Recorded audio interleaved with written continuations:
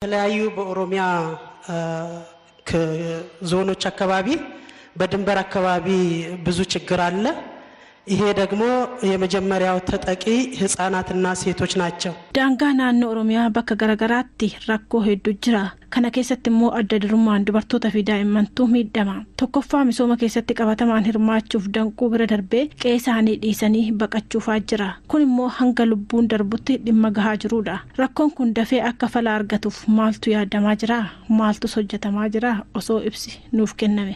ኦሮሚያ ክልል ውስጥ ያሉ እዛ አካባቢ ያሉ ጎሳዎች እና በኢትዮጵያ ሶማሌ ክልል ውስጥ ያሉ እዛው ያሉ ጎሳዎች rakkoon yeroo ammaa daangaa oromiyaa fi somaalee Itoophiyaa irratti uumame kan hawaasni naannolee lammeenii uume miti. Hawaasni naannolee lammeenii wal kabajaan wal jaalalaan waliin jiraachaa ture.